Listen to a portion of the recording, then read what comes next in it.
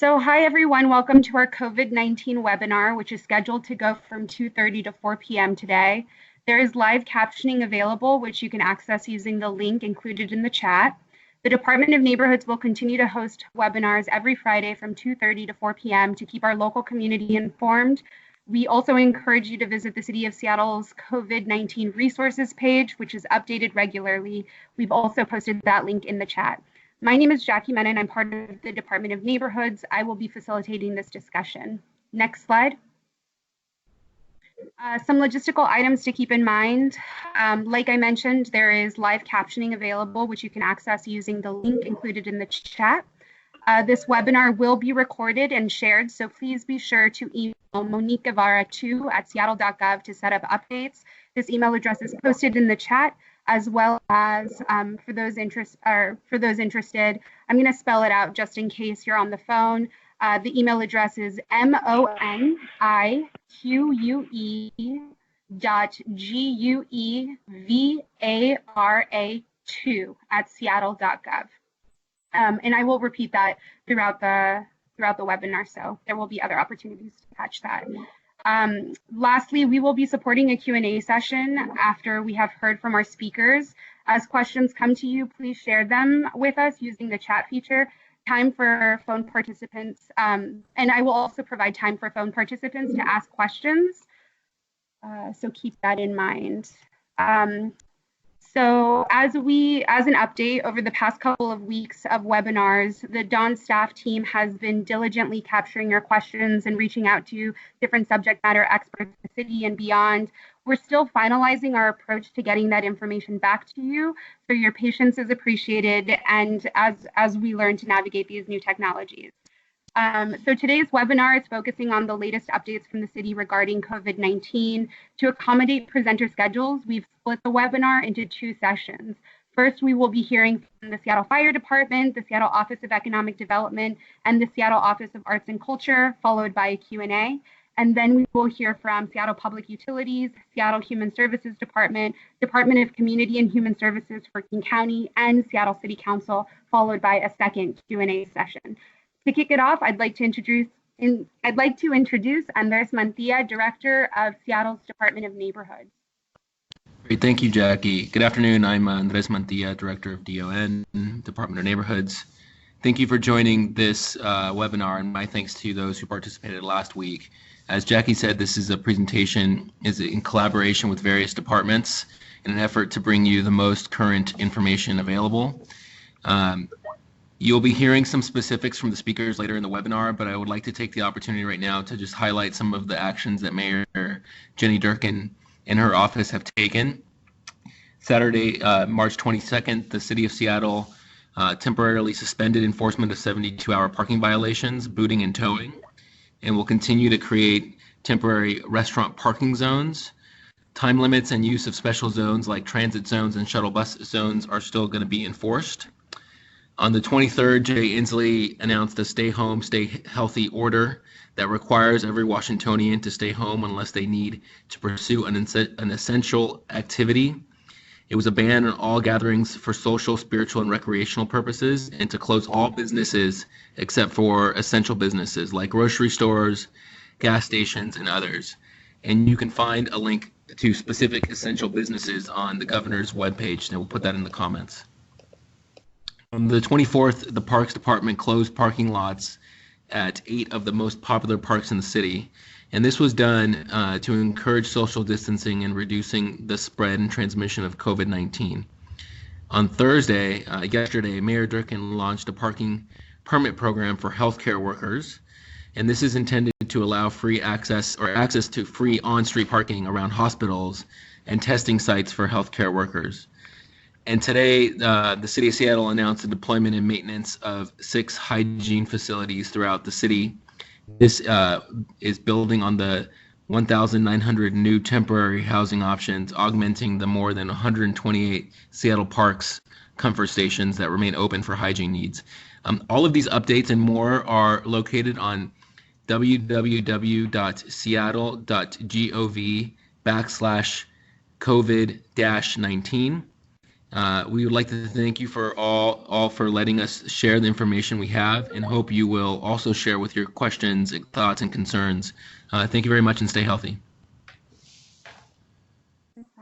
And just to reiterate that website that Andres just provided, we've included that link in the chat box. So if you're interested in checking out those resources, you can find the link there. Now, to begin the first part of the webinar, I'd like to introduce Chief Scoggins from the Seattle Fire Department. Hello, good afternoon, everyone. Thank you to Don for putting this webinar together to keep everyone informed. From the public safety perspective, some of the things that we're paying attention to is our call load, both police and fire, and what we're seeing right now during this time, that our calls for service are below their normal threshold. So there are not as many calls for service for the Seattle Police Department or Fire Department. From the Fire Department perspective, we are seeing a significant increase in calls related to respiratory distress or calls that are associated with COVID-19, and we're taking the appropriate steps to triage all those appropriately. What the community may see is when our firefighters respond today, you'll probably see them in their N95 masks, their gowns, their gloves, and they will look a bit different. But that does not mean that the places that they're going or the people that they're serving are COVID-19 positive. This is a precaution on our behalf just to ensure our firefighters can stay. Is that what that's for? Is it turning out okay? So our firefighters can stay as safe as possible. Currently, we have 43 firefighters that are out of service right now, 39 in isolation. 39 in quarantine and 4 in isolation, and that's directly related to coming in contact with someone who is COVID-19 positive. So our personal protective equipment creates a barrier for us that provides a little safety.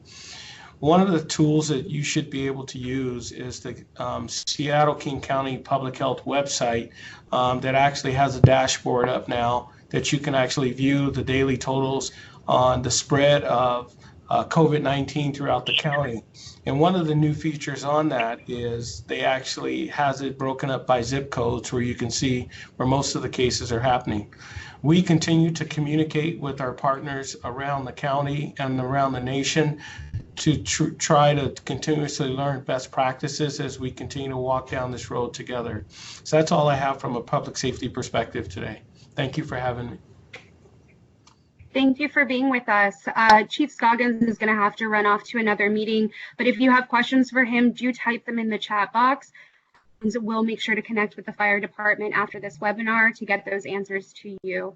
Next, I'd like to turn it over to Bobby Lee, Director of the Seattle Office for Economic Development. Can you hear me okay? You sound good. Okay, all right, thank you. You just never know. I've been caught a couple times talking for a while, realizing that no one is actually listening. So first of all, thank you to DON and all the partners for putting this event together. These things are a lot more work than people realize. So good job, DON and Andreas. You've been a great partner to the Office of Economic Development, and I appreciate all the staff partnership that we have going along with our chief. Let me just give you a sort of a broad perspective of the economic impact due to the coronavirus. Number one is that within the Tri-County area, within the Seattle region, there's been about 200,000 jobs that's been impacted, that's been essentially eliminated in the first 2 months. We project that in the 6-month time period, the job loss will grow to about 700,000. 50% of the jobs that are lost are affecting people with people that have no safety net whatsoever. And so this is a huge concern, obviously. The economic, in terms of the income loss for the Tri-County area in the first 2 months, it's been about $1.3 billion. So it's a significant hit. The industries that got hit first are the food services and drinking places, transportation, clothing and accessory stores, arts, entertainment and recreation, and accommodation.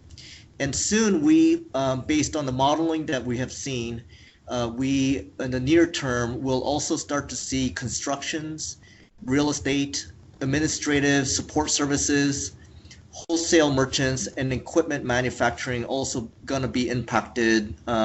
If not, they're already, but it will be impacted even more in the near future. The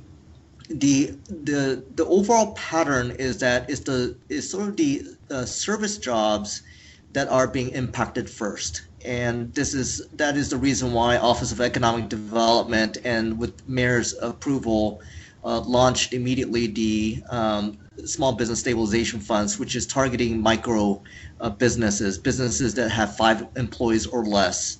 So I'll leave it there for now because I know there's going to be a lot of questions, and I'll turn it over back to DON. Perfect. Thank you so much for being with us today. We have one more presentation, and remember to add your questions to the chat box if you have them. Next, I'd like to introduce Jenny Crooks, Grants Manager for the Seattle Office of Arts and Culture. Hi, everyone. I work as one of the program managers for the Cultural Partnerships team at the Office of Arts and Culture. I want to thank Don for inviting us as part of this webinar, and also I just want to thank everyone who has come together to support folks in the community during this really difficult time. We wanted to share with you the resources that are available specifically for arts and cultural organizations and individuals who have been financially hit by the COVID-19 restrictions. For individual artists and creative workers, the city itself is investing $100,000 to provide immediate relief for artists and creative workers impacted by the COVID-19 pandemic. The city's Office of Arts and Culture is investing $50,000 in the Seattle Artist Relief Fund, which was founded by Seattle author Ijeoma Oluo, which will bring the total current funding for that particular program up to $229,000. We're also investing another $50,000 in Artist Trust COVID-19 Artist Relief Fund, which provides rapid response grants supporting the critical needs of artists whose livelihoods have been impacted by the pandemic.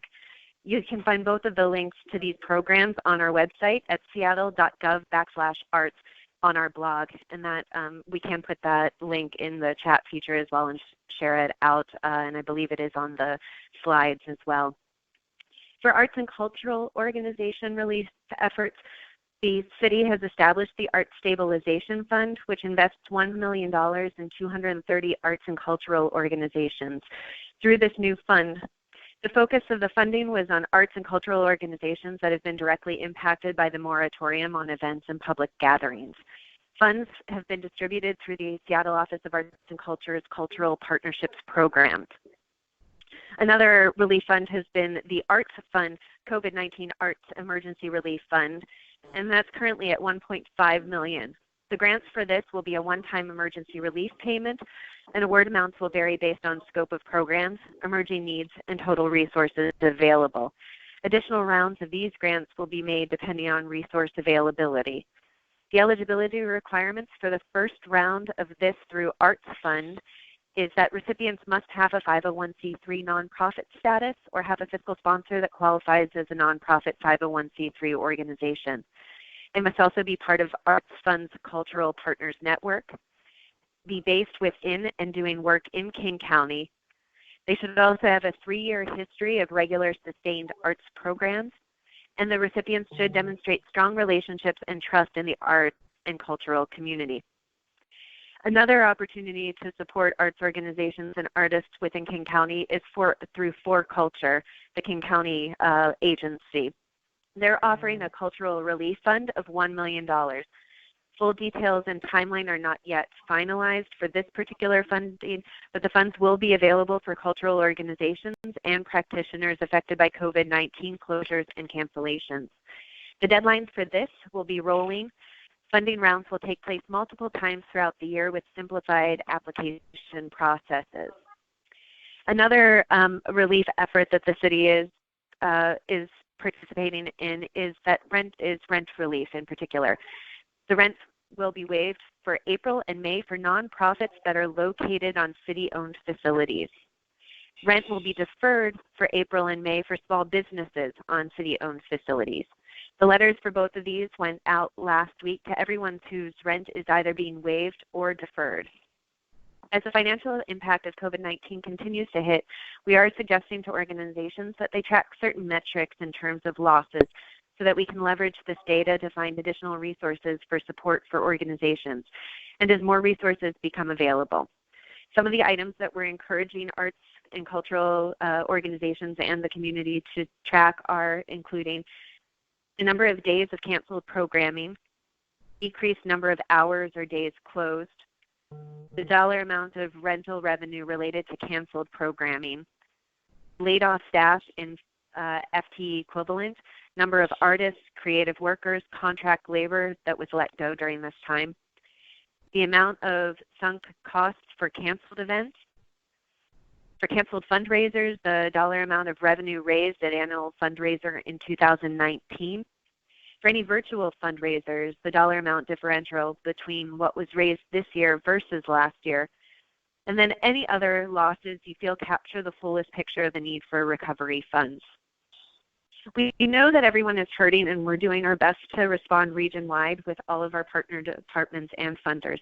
And during this time, we have seen our arts and cultural community respond in amazing ways to create connection and engage with audiences. If you have ways or ideas for connecting with audiences or within the community, our office is collecting those resources to share out. If you have an idea for a podcast, coloring book, or streaming performance, please let us know at arts.culture@seattle.gov and share with us so that we can share with you and with the broader community. Thank you. If you have any questions, please be sure to type them into the Skype chat box. Thank you for joining us, Jenny. So those three presentations now conclude the first part of this webinar. I would like to now open the floor up to questions from participants. I will start by reading the questions that came through via the chat. It doesn't seem like there are any.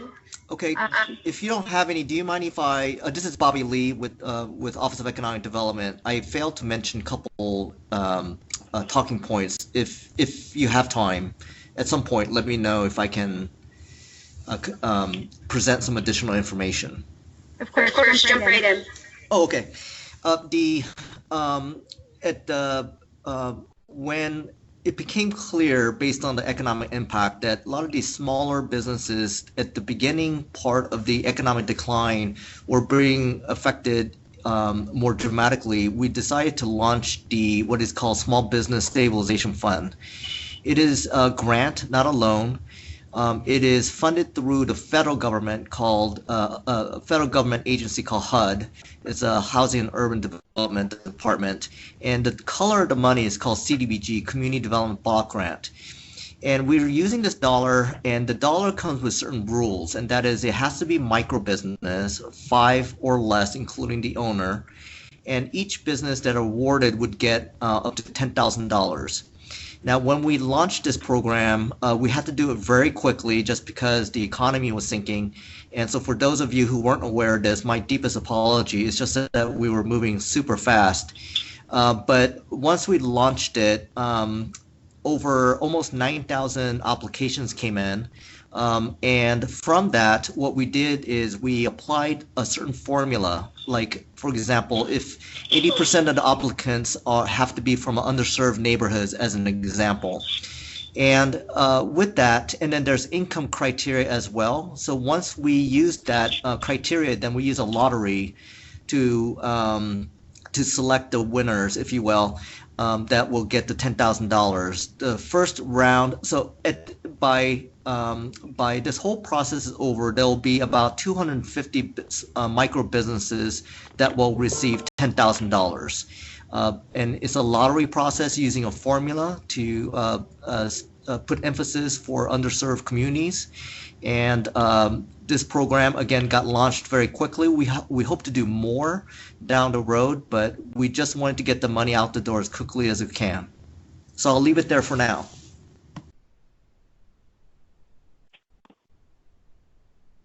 Thank you, Bobby. It seems we still haven't gotten any questions, but I have a couple that I've heard from community, and these are directed at Jenny. So the first question is, as you are supporting artists through your fund, will folks be funded partially ever? as in if they request a certain amount, as you're making decisions about which requests to fund and which ones not to, do you provide partial funding?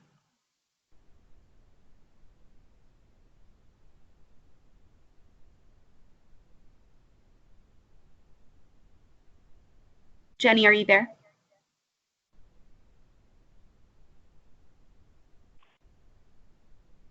Hello? Am I unmuted now? Yes, we can hear you. Okay, great, thanks. So as far as partial funding goes, I believe some of those, the organization efforts were for funds through the Art Stabilization Fund were kind of developed with a formula based on a number of factors. So that wasn't for necessarily a specifically requested amount, but because of the way that that fund was tried to be dispersed and pushed out the door quickly to support arts organizations, that had a certain formula with it. If you need more information with that, we can try and provide some of that. The same goes for, I believe, as far as the Seattle Artists Relief Fund efforts, those for individual artists, the ones that were through Seattle Author Ijeoma Luo Fund, that one is also, I believe, based on a certain formula that is also being shared out with those who have applied and received funding for that based on the need and the amount of request. So those efforts are showing, for requested amounts, are showing some partial funding for those. Great, thank you. It looks like we have another question, and we have a lot of subject matter experts on this call, both as presenters and as participants. So if there's anyone in the room who can speak to this, feel free to jump on. The question is, where can nonprofits apply for support when losing funding for staff? Is there anyone in this webinar that can answer that? I can start. This is Bobby Lee with the Office of Economic Development. I can start the discussion. Perfect. Thank you, Bobby. You bet. So SBA, and it stands for Small Business Administration, is a federal agency, and they just launched what is called is a loan product that was created by the Congress to address the coronavirus issue. And you can get the loan up to $2 million. The interest rate is 3.75% for for-profit, but for a nonprofit, it is 2.75%. And so if you want just to have a loan product depend on as you go through this, certainly my advice is to go to SBA website and go ahead and apply right away. It takes a couple of weeks, if not a little bit more, to get the actual loan, and you do have to go through a process. But my suggestion is, as you're looking for grants and other opportunities, just as a safety net, you might want to go ahead and apply for SBA loan, and at least have that as something that you can access as you go through this difficult time. Great, thank you so much, Bobby. We have one more question for you. Are undocumented community members eligible for SBA funds?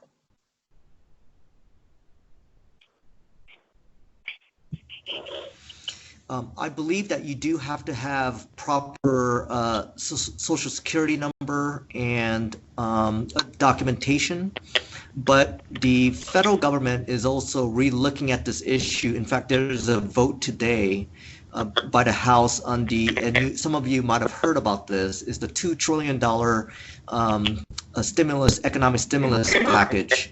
And so we'll have to kind of watch and see what actually gets voted on today to see if the SBA loan products is more inclusive to a variety of different people in our community. And so my understanding is that you do have to have documentation, but let's see what comes out of Washington, D.C. After today. Thank you. Director Mantia, do you have anything to add? Yeah, the question around eligibility for undocumented folks is a good question as it relates to all the federal programs, but also the state programs. Although I do think that the that undocumented folks will not be able to access SBA funds or other type of federal programs. We are looking actively right now at workarounds at the local and state level. So whether it be alternatives to Social Security numbers, for example, I-10 numbers, whether it looks like any other type of workaround and advocacy at the state level. And so next week on this call, we're going to have the director of our Office of Intergovernmental Relations on to talk about the specifics of the stimulus package at both the federal and state level. So stay tuned for that. Thank you, Andres. And we have a follow-up question. Are entrepreneurs eligible or do they qualify for SBA? Yes.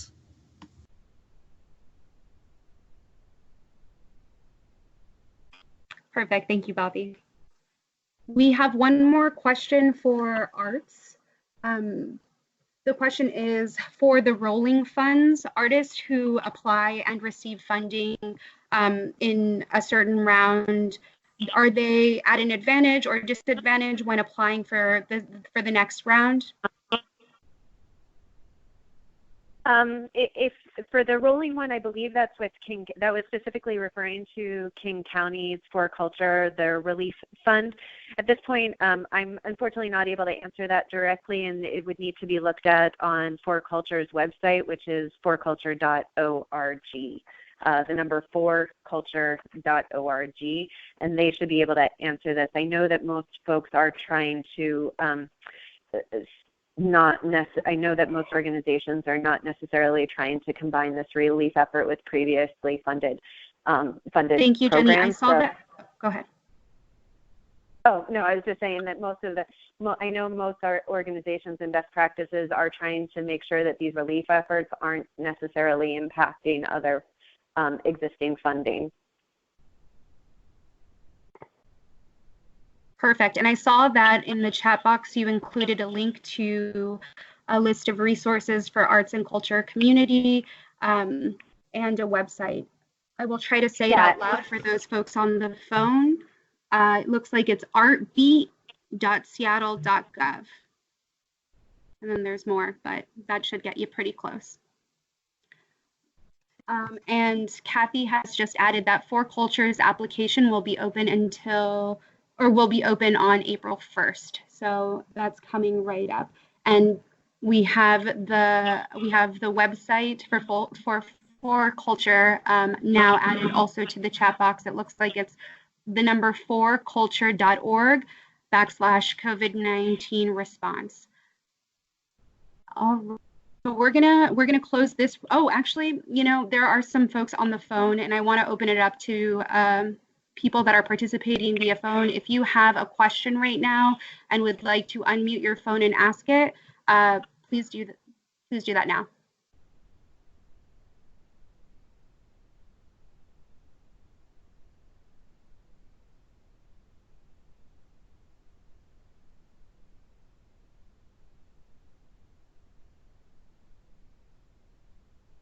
Okay, I'm gonna and to unmute yourself, you can press *6.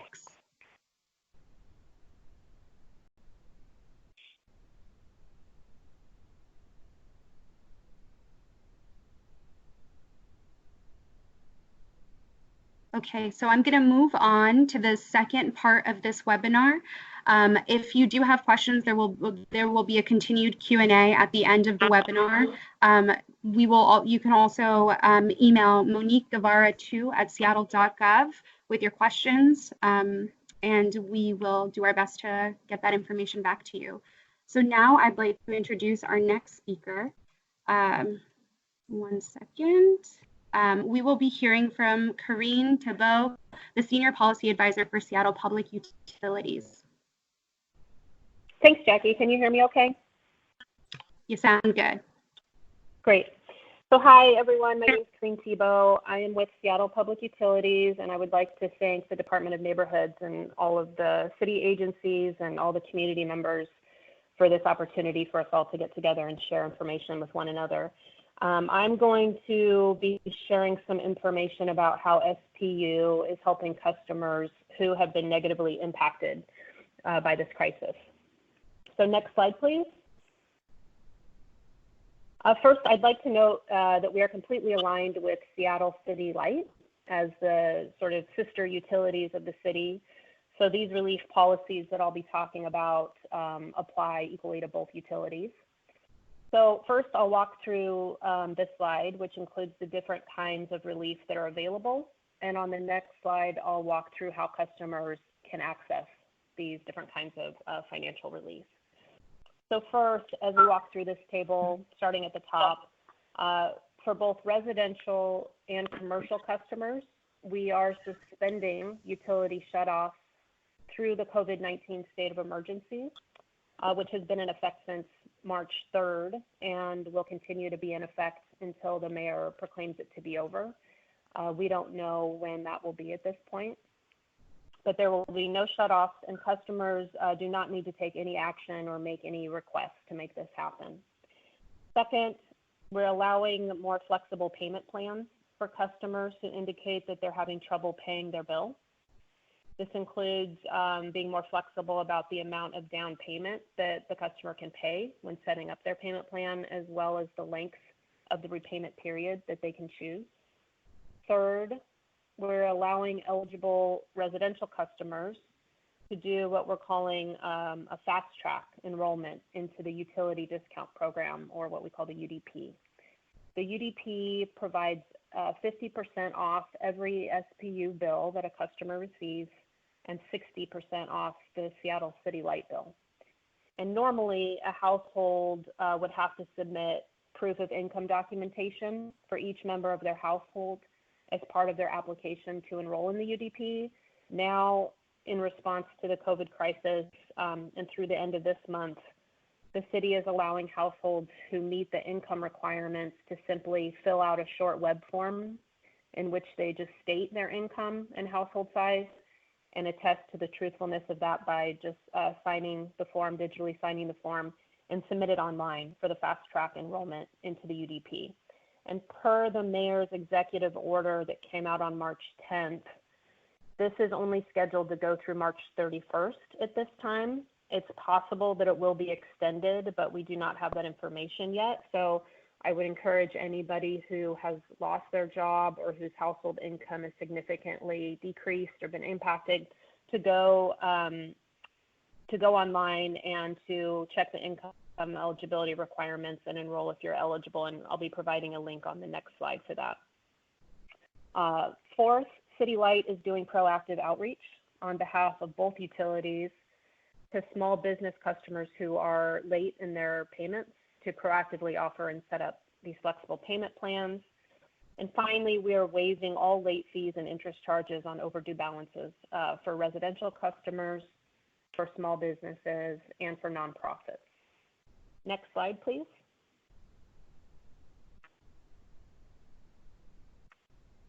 So how can customers access these various kinds of COVID-19 utility relief?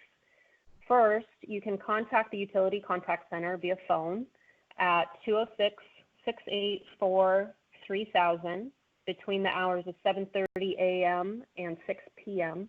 to set up flexible payment plans and to learn more about programs. You can also submit an email online to us any time of day at this first link provided on the slide here. That's on the main utilities website. And to access the fast track enrollment for the utility discount program, you can either go to the city's main UDP website, which is seattle.gov/UDP, where you can learn more about the UDP program and eligibility requirements, or to go directly to the fast track form that I was referencing, you can click on the link provided at the bottom of the slide here. And with that, I will hand it off to our next presenter. Thank you. Thank you, Corrine. Next up, we have a couple of speakers. We have Jason Johnson, Interim Director of Seattle Human Services Department, and Leah Floor, the Director of the Department of Community and Human Services for King County. Good afternoon. This is Jason with the Human Services Department, and I'm joined by Leo from Department of Community and Human Services. Good to be with you, and thank you to DON for making this opportunity available. I wanted to talk a little bit about an effort, mostly a sheltering effort that is underway in response to the COVID-19 outbreak across the county. So first, just for situational awareness and to share some of the assumptions that we're all working on. One is that rapidly escalating COVID-19 outbreak, unless mitigated, threatens to overwhelm our region's regional hospital system. That overwhelmed hospital system would be unable to resource staff and care for everyone who needs it, causing some people to go out with care or with insufficient care. COVID-19 is more dangerous for older adults, persons with underlying health conditions, and persons without the information, means, resources, and/or housing to implement public health guidance around hygiene, social distancing, and other preventative measures. Our unified goal here is to slow the spread of COVID-19. We need to save hospital capacity for those who need it, keep more vulnerable people healthy longer, or flatten the curve for vulnerable people. We also need to keep provider staff healthy and continue working. Next slide, you will see that we are trying to do that by a three-pronged shelter strategy. First, we are attempting to reinforce the existing shelter system. This is an effort to bring online new shelter spaces for those living unsheltered to go, but also opening up additional spaces to help redistribute or de-intensify the number of people who are staying in large congregate settings. We are also standing up and trying to create as many isolation and quarantine units as possible. This is for pre and post open. And at the same time, we are trying to create a emergency congregate system for the outbreak. We anticipate that there's going to be a peak during this outbreak that will require a mass shelter and recovery effort across the county. Next slide. The first effort is one where we need to reinforce and de-intensify existing shelters. We are taking steps to keep existing shelters accessible, and the people in those shelters, we want to keep them healthy. And we're doing that in a variety of ways. First, we are issuing shelter, day center, all of the public health guidance. We have regular webinars with our providers to make sure that they have the most current information available and have the technical assistance they need to make sure that shelters and day centers are kept clean. We have centralized and purchased bulk cleaning supplies, and there's a system in place for shelter providers to order the supply they need to align with public health guidance around sanitation and hygiene. We have used motel vouchers to help de-intensify some of our congregate shelters and get folks, especially those who are highly vulnerable, out of those congregate settings and into individual units of their own. We are, as I mentioned, also de-intensifying shelters by opening up other spaces, opening spaces in community centers and other facilities so that large congregate shelters can have more room to comply with social distancing and keep people sleeping 6 feet away from each other. We are creating new homeless shelter beds and tiny house villages for an unsheltered population. We're also have entered into a number of contracts so that day centers and shelters can be cleaned regularly and that we can centralize some of that cleaning for high traffic facilities. And then finally, we have developed a team that can provide on-site technical assistance to shelters and day centers. There is a lot of guidance coming, really good guidance coming from the CDC and public health, and we want to make sure that our provider community and those shelter and day center operators know how to implement that guidance inside of their facilities. I'm going to pass this over to Leo to continue going through the other two shelter efforts. Good afternoon, and thanks to the Department of Neighborhoods for having us. This is Leo Floor from King County's Department of Community and Human Services. The next slide is the one with primarily green text. As Jason mentioned, in addition to de-intensifying shelters where they are, we also recognize that there are a number of people in our community who will not have a home in which they can safely isolate or quarantine. Isolation and quarantine are public health endorsed practices that allow us as a community to slow the spread of disease throughout the population. For folks who want the quick primer, isolation is for when a person is positive and has an actual positive test for COVID, and then quarantine is the practice when there's been exposure or suspected diagnosis that results in the need to stay separate from other people until you understand whether or not you have the diagnosis or the disease yourself. So we have this network that we're building. The slide is a little bit out of date, so I'll catch it up. We have two isolation quarantine sites right now. So we have one in Kent that's operating, and then we have another one. It's called Aurora here. It's on near the intersection of Aurora and 128th North. And that one is also operating now. Both of them are receiving guests every night. We are working to get a Issaquah motel up and operational this weekend on Sunday. And then we also have a White Center site in unincorporated King County for additional isolation quarantine that will open in early April.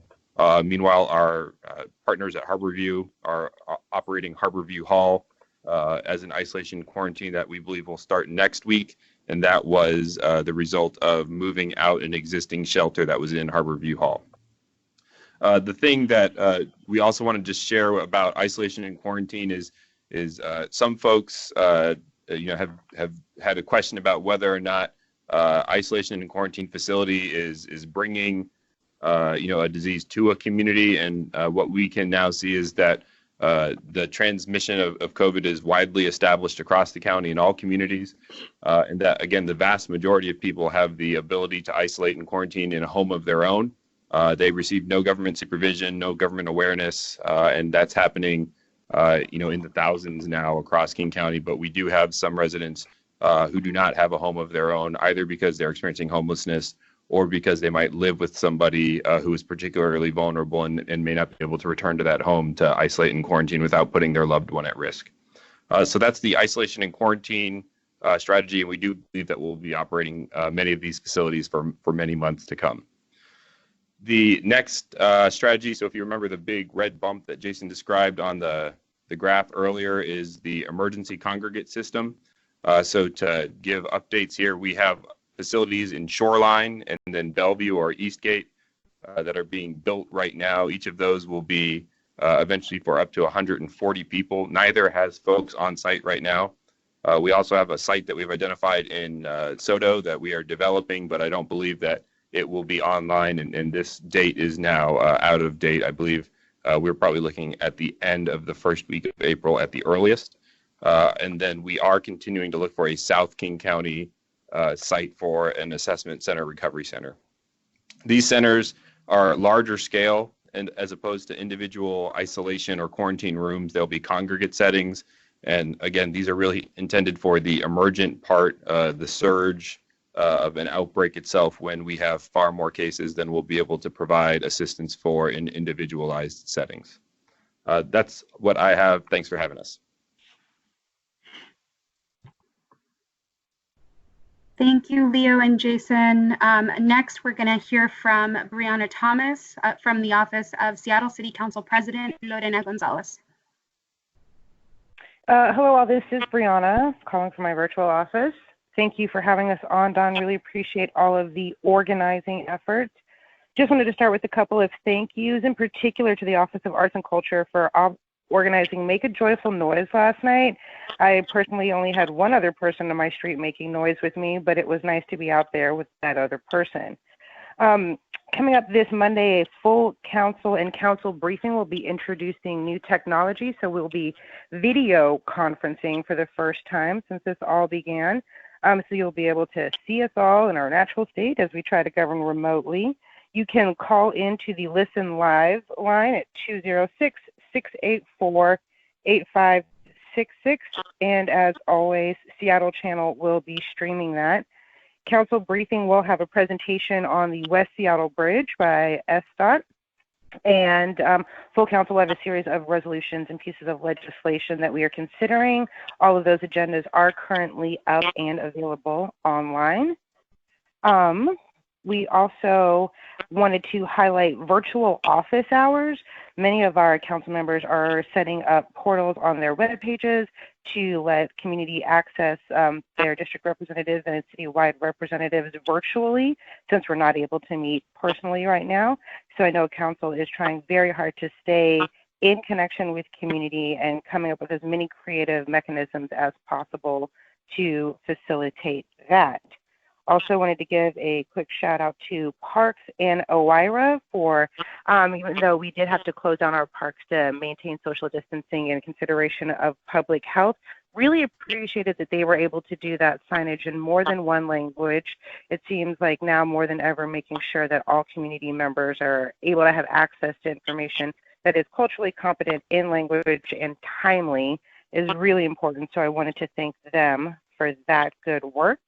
Councilmember Gonzalez specifically will be launching a story collection campaign online.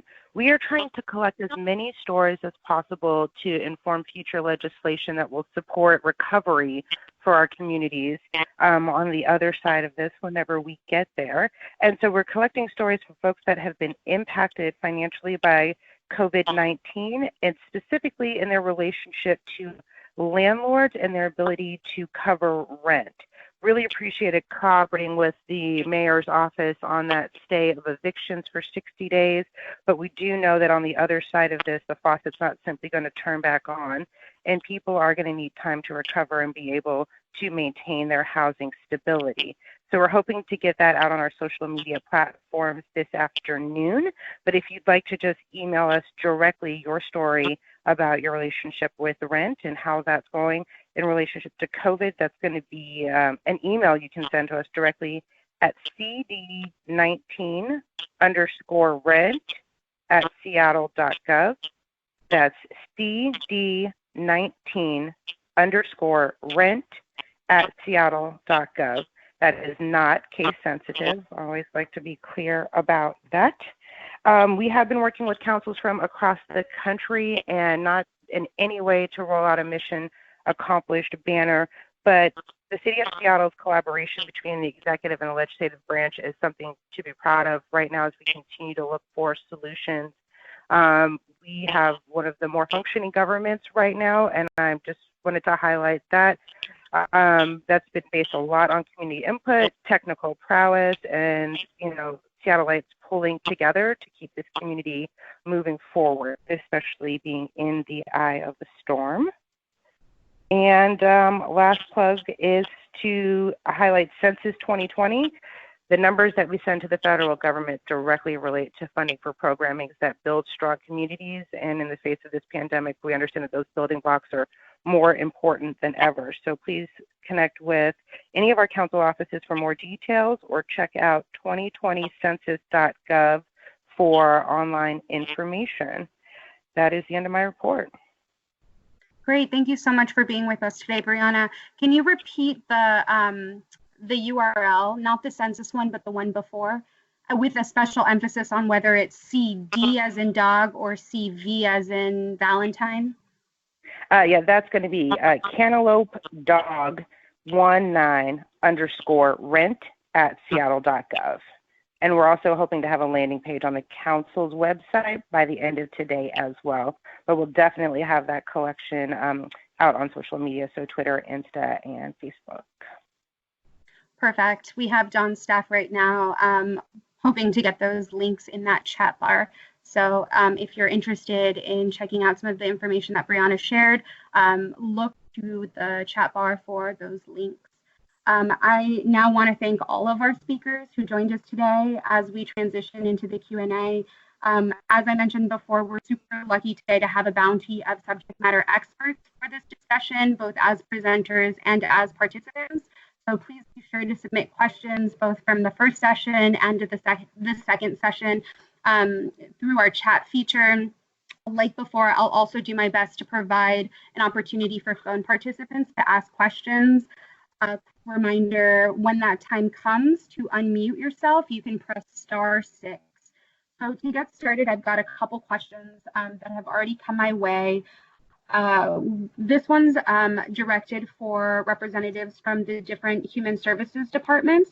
How is the city supporting families and individuals affected by domestic violence as this stay-at-home order is in place?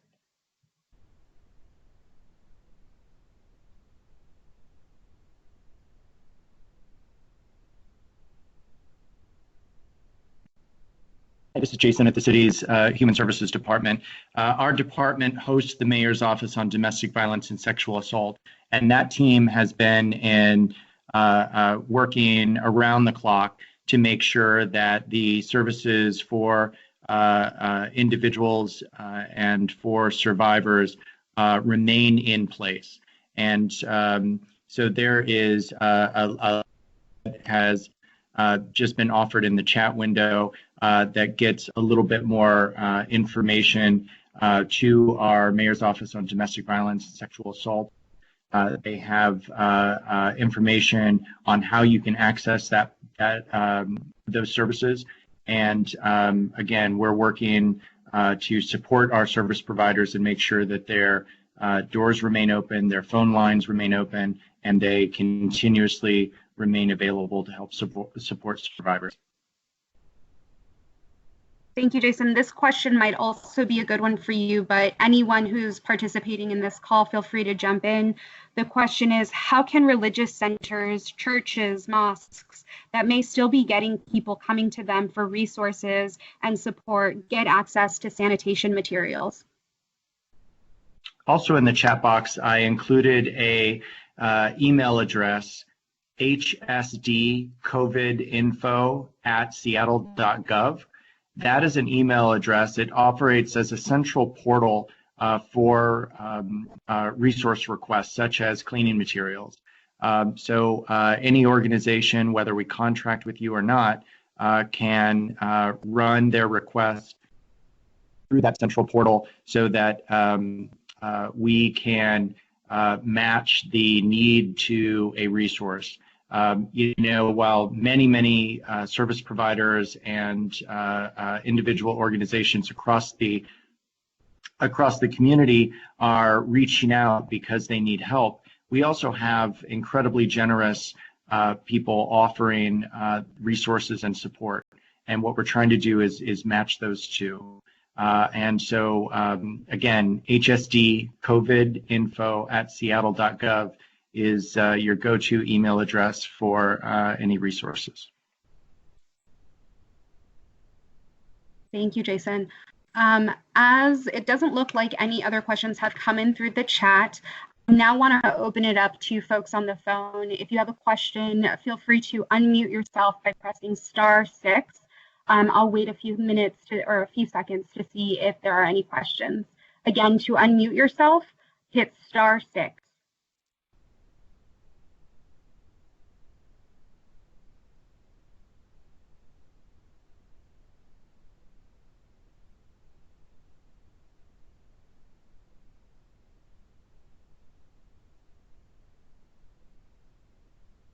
Okay, I'll open up that space again in case someone does think of a question while they are on the phone. We did get another question in from community, and this, there might not be someone in this particular, or who knows? I'll give the room the chance to answer the question. But the question is, there is a lot of frustration about parking enforcement under this shutdown. What is the city doing about parking enforcement? Can anyone in the webinar speak to this question?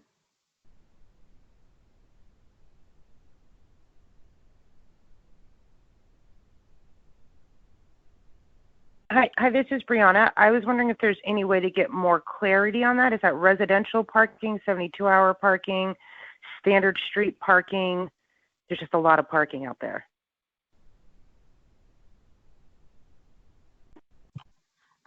It sounds like it's about the 72-hour rule. So cars staying in the same parking spot for over 72 hours. Yeah, this is Andres. We'll go ahead and put some more information in the chat box and follow up online, but it just depends on kind of where and what the zone is, and certain zones are going to continue. One of the things that the mayor's office, with support of council, took is really converting some of the more restrictive zones into temporary pickup zones to facilitate additional delivery pickups for restaurants.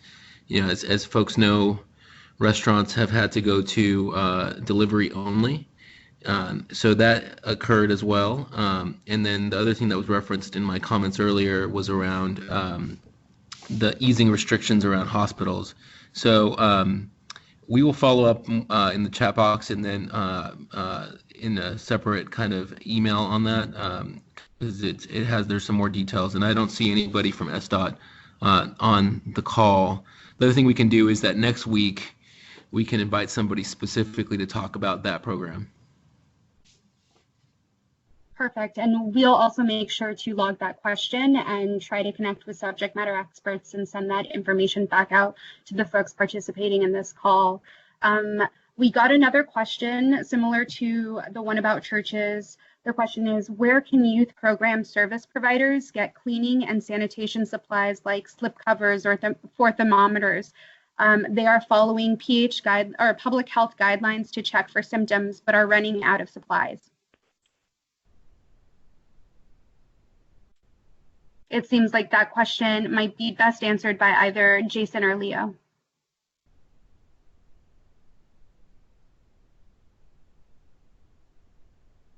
Apologies, forgot to unmute myself. So again, HSD COVID info at seattle.gov can be the central portal for making those kind of requests.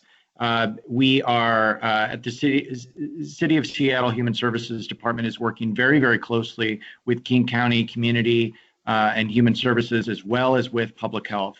If there's something that we feel we don't have a resource for, we immediately can triage over to King County DCHS or to Public Health directly to get those requests. And I'll just also say, often we can also use the city and the county EOCs, Emergency Operations Centers, as a place to order what we need. So again, just encourage folks to send a request to hsdcovidinfo@seattle.gov. Perfect. Thank you, Jason. It looks like Director Mandia was able to post a link in the chat box about parking enforcement regulations in case anyone is interested in following up on that information. We have another question, and this one's directed at the Office of Sustainability and the Environment, if anyone is on this call. The question is, where can people go to get food while waiting for the vouchers to arrive by mail? Hi, this is Narita with the Office of Sustainability and Environment, and I can answer that question. So food banks are still serving constituents in a variety of different ways, and we also have a variety of meal programs that are set up on a daily basis through Seattle Public Schools. Depending on what neighborhood you're in, I can certainly provide more information. You can email us, and I will send this in the chat with additional details, and I can send out resources specific to the neighborhood folks are referring to. Perfect. Thank you so much. We have a request, Bobby, from Office of Economic Development. If you're still on the line, you referenced a website for federal loans. Do you have the link? Oh, well, let me try to put it on the chat line right now. So I will work on putting a link on the chat line. Perfect. Thank you.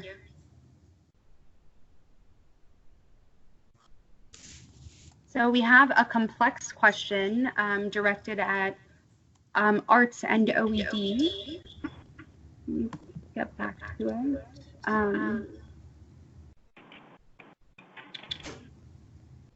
The question is, and Bobby, if you don't mind muting yourself, I think I think our phones are incompatible.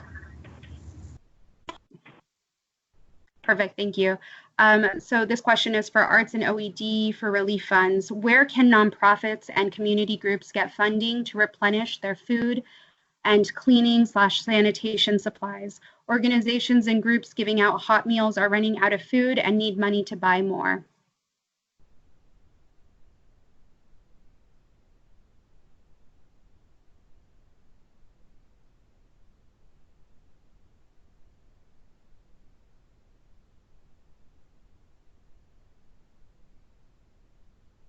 So I'll repeat that question. It was for arts or OED for relief funds, where can nonprofits and community groups get funding to replenish their food, cleaning, sanitation supplies? Organizations and groups giving out hot meals are running out of food and need money to buy more. Thanks. This is Jenny. I just needed a moment to unmute myself after hearing the question. It cuts out. For this in particular, I think for our office right now, it's an interesting request because usually we do have limitations with our regular programming around, with our regular program funding around food. I think this is a great question to have, and unfortunately at this moment I don't have a direct answer to it. I do think it's an important need, and I know that a lot of the funding programs that I mentioned that are helping with nonprofits and arts and cultural organizations are much more flexible around what they're supporting through their relief effort funds. And so I think being explicit about the justification and the need for that within your expanded programming and shifting needs for supporting community during this difficult time is one that should definitely be articulated if you are applying for any of those other relief efforts that are coming through either for culture or arts funds, specifically for arts and cultural related nonprofits there. I've made a note of this, and then we'll definitely share this back with our group, and hopefully we posted a link around resources in the chat feature, and I believe that's also in the slide deck that will be shared out later. That's a list of resources that will be updated, and so I will hope to see if I can make that more explicit. Great, thank you, Jenny. I'd now like to give phone participants another opportunity to ask their questions via phone. In order to unmute yourself, you need to hit *6. So we'll wait a minute to see if there are any questions from phone participants.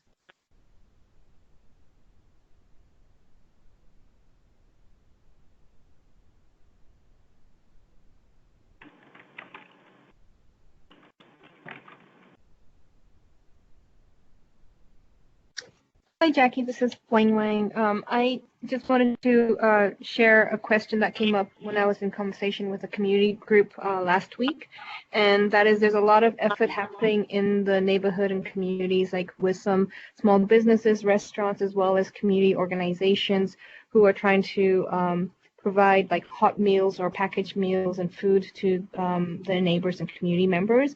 But what came up was that they're not actually coordinated with each other, and so they don't know who is actually getting the food and resources and who's not. So wondering if there is a way to find out like who is not accessing food. So that was one of the questions that came up. Like, is there a way for us to know who is not able to be accessing the food? And then the second question and point they had was there's a lot of people who are not able to go to those sites during hours of operation.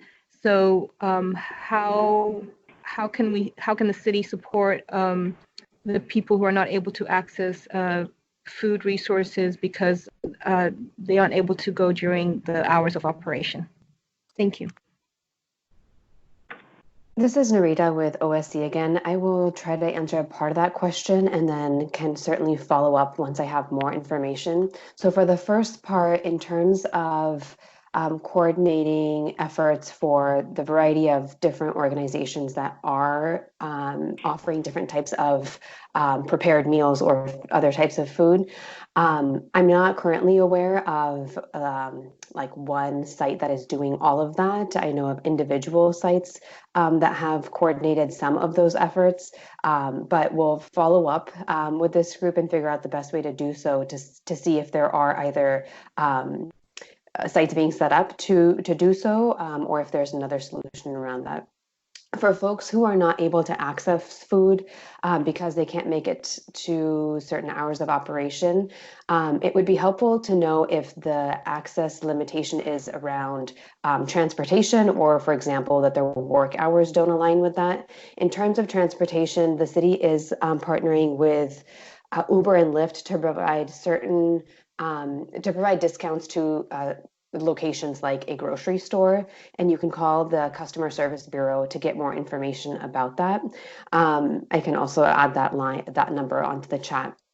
And then if it's for hours of operation in terms of someone's at work and can't make it to an operation site, again, I would ask for a little bit more information there, and can certainly help get some more concrete answers. Great, thank you, Narita. I'd also like to add some information from John Morrison Winters, who works for the office or for Human Services Department. There is a citywide food task force that has been set up. We can try to reach out to them for next week's webinar to see if they can be here, but they are going to be working to address these food-related questions.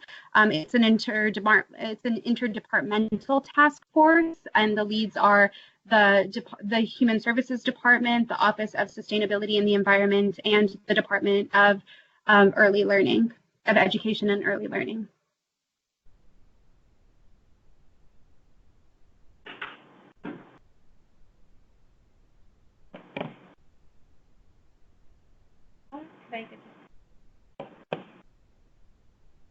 It looks like there might be a question from El Centro.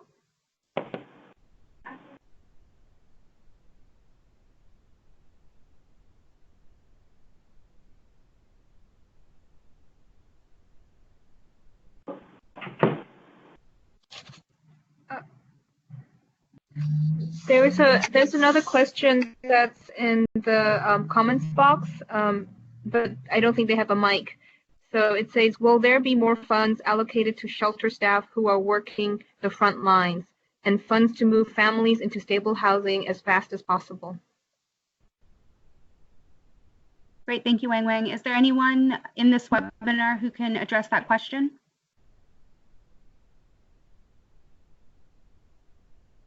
I'll repeat it one more time just to give presenters and subject matter experts a little bit more time. The question is, will there be more funds allocated to shelter staff who are working on the front lines and funds to move families into stable housing as fast as possible? Hi, this is Jason with the Human Services Department, and we have inside of the Human Services Department, with all of our contracted providers who provide shelter, day center, food support, a variety of the services that we want to and need to continue to serve a vulnerable population, we're offering the maximum amount of flexibility with our contracts as possible. We also acknowledge that there are staffing shortages across the board inside of our provider network, and we have made a number of requests to the state and federal government for additional compensation as we stand up all of our shelter efforts. So more to come there, but just know that we're seeking all resources possible to help support our shelter system. Likewise, I believe that, I know that there is work going on to see what kind of homeless prevention and rent assistance funding we can make available as part of the COVID response. I'm not in a position to sort of share details about that today, but I know that those are very much being worked on in partnership with the Seattle Office of Housing. Great, thank you, Jason. We have another question for Narita from the Office of Sustainability and the Environment. The question is, when will families, especially Southeast Seattle families, receive their grocery vouchers? Thanks. So grocery vouchers were mailed out this past Monday, so Monday the 23rd, for all Seattle families, and we are dependent on USPS to get the vouchers to mailboxes. That can take upwards of a week and a half, even for standard mail. So what we're asking for folks to do is wait until the 31st, which is the end of the month. And if you haven't received your vouchers, go ahead and email us and we can do some follow-up. But to get to the question, the vouchers have been mailed out, and that was this past Monday.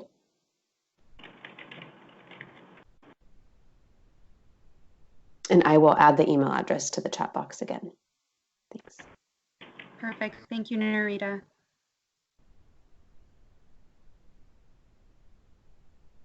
Okay, so it looks like there might be one more question.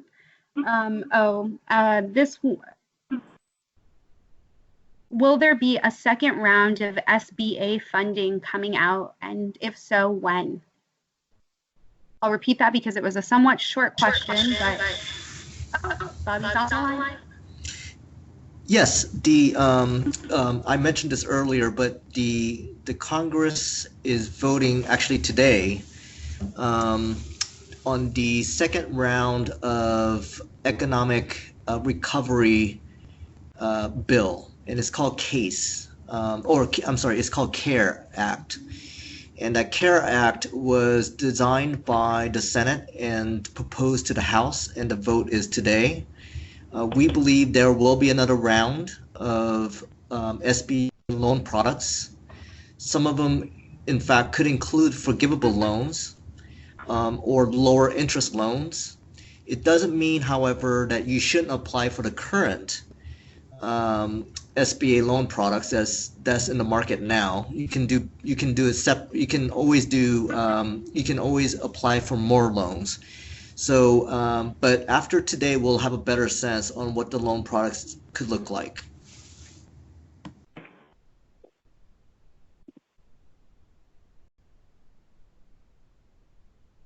Great, thank you, Bobby. It looks like there aren't any more questions, so I'm going to begin the wrap-up of this webinar. I would like to thank all of the presenters who shared information with us today. Oh, Bobby? Oh, I just wanted to thank everyone for DON for organizing this, and we're committed OED to participating in this every Friday. Great, thank you so much.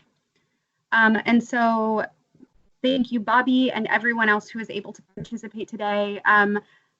As follow-up to a lot of the questions, folks have added links to the conversation, so make sure to check that out, and email addresses for contact information. I also want to thank the community members who participated in this discussion. As I mentioned at the start, the Department of Neighborhoods will continue to host webinars every Friday from 2:30 to 4 p.m. to keep our local communities informed. We also encourage you to explore other resources that community organizations and city departments have made available. Patty, if you don't mind flipping to the next slide and flipping through the next few. And so very quickly, this is a mix of both community resources and city department resources. And so we will do our best to share this slideshow with the folks who are participating, so you have access to those links. And in addition, sharing the different resources that have been posted throughout the chat. If you're interested in receiving those updates, please reach out to Monique Guevara 2@seattle.gov. For those of you on the phone, I'll spell that out. MoniqueGuevara2@seattle.gov. And we've included this email address in the chat box as well. What else? As a reminder, our intention is to follow up with all of the information and answers to the questions you asked today. We are still finalizing our approach to getting that information back to you, so please hang tight as we perfect these new systems. Thank you so much for your time, and this webinar is now concluded.